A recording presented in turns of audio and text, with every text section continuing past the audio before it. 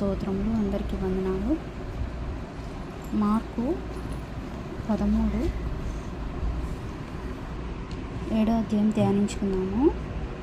దేవుని రాకడ అంత్యదినాల్లో ఎలా ఉంటారు దేవుని బిడ్డలు, వారి గురించి ఆయన వాక్యాల ద్వారా మనం తెలుసుకుందాం.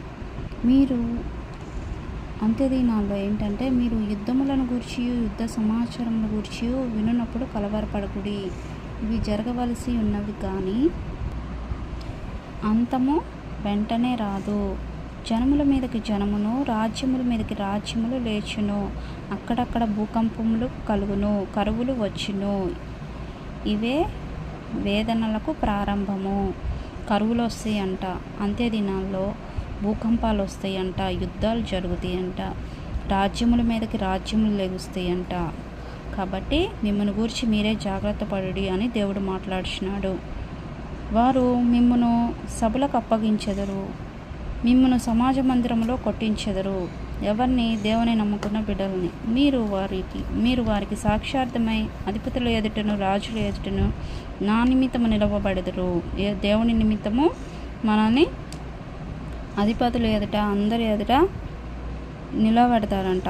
సకల జనముల సువార్త ముందుగా ప్రకటింపబడవలెను.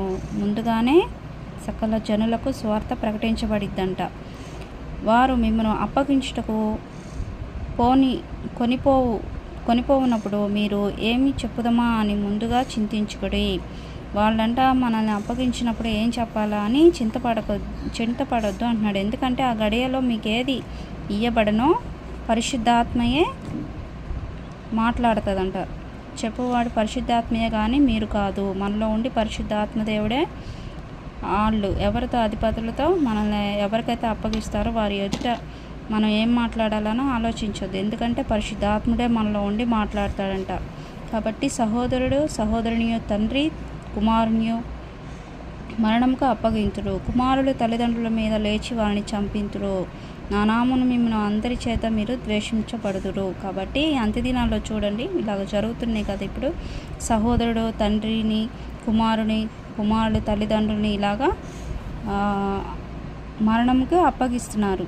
కాబట్టి నా నామ నిమిత్తము అందరి చేత ద్వేషించబడుదురు. అంతం సహించువాడే అంతం వరకు రక్షణ పొందును. కాబట్టి అంతం వరకు సహించిన వాడే రక్షింపబడతాడంట. అంతం వరకు మనం అన్ని విషయాల్లో సహించుకొని ఉండాలి. మనల్ని ఎవరన్నా ఏమన్నా అన్నా కానీ మౌనంగా సహించుకొని ఉండాలి. అప్పుడు దేవుడికి మహిమ కలిగిద్ది. చిన్న వాక్యము దేవుడు దీవించును గాక. ఆమేన్.